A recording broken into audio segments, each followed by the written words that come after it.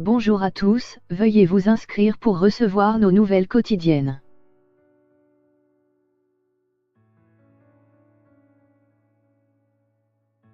Selon les évangiles, c'est le jeudi soir qui précède la Pâque que Jésus a institué l'Eucharistie. L'Église catholique accorde beaucoup d'importance au jeudi saint parce qu'il est considéré comme le jour de la fondation de l'Église par le Christ.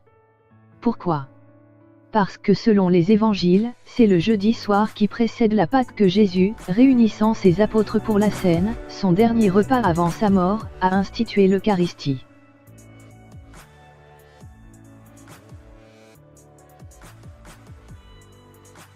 Pourquoi ce dernier repas du Christ est-il fondateur de l'Église chrétienne ? Qu'elle soit d'ailleurs catholique, orthodoxe, protestante. Selon les évangiles, c'est pendant ce repas que le Christ, en tant que « Fils de Dieu », prenant du pain et du vin les consacre comme son corps et son sang. Il les distribue à ses disciples à la fois comme nourriture spirituelle mais aussi comme signe de la nouvelle alliance entre Dieu et les hommes. Il leur demande enfin de faire ceci en mémoire de lui et à jamais.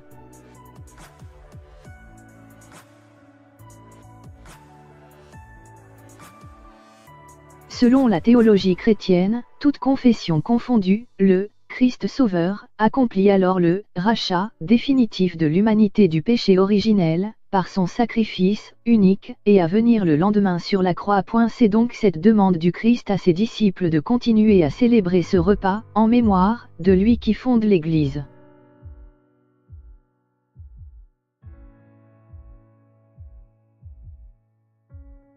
Après sa mort et sa résurrection, les chrétiens vont en effet se réunir en cachette dans des maisons ou dans certaines synagogues qui avaient reconnu en lui le Messie, attendu par le peuple juif, pour reproduire ce dernier repas. Ce qui va donner, par la suite, l'institution de la messe actuelle avec une liturgie codifiée où le prêtre reproduit ce dernier repas mais où la foi chrétienne considère que le vin et l'hostie, une fois consacrés, sont le support matériel et substantiel de la présence réelle du Christ.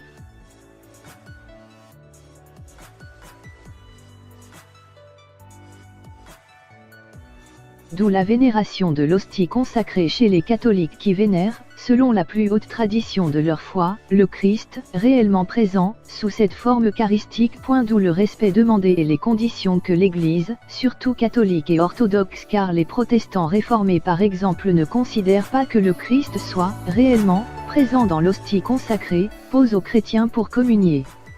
Car ce repas eucharistique, plus qu'un partage, est avant tout le signe d'une communion mystique de tous les chrétiens avec le Christ, Fils de Dieu.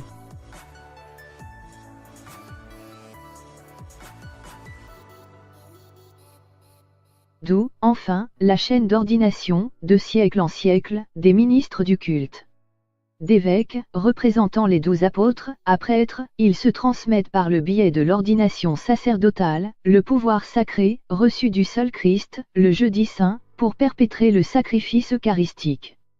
L'Église catholique et orthodoxe enseigne qu'en consacrant le pain et le vin, ces prêtres et évêques agissent, en la personne du Christ. Autrement dit, le Christ consacre spirituellement à travers eux, les espèces du pain et du vin en saintes espèces.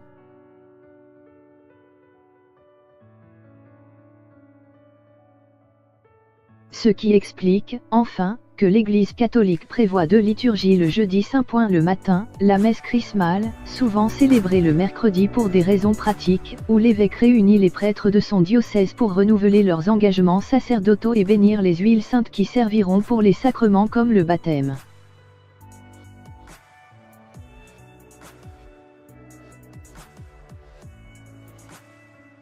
Et le soir, la messe de la commémoration de la Cène, qui célèbre de façon très solennelle l'institution de l'Eucharistie, fondation de l'Église.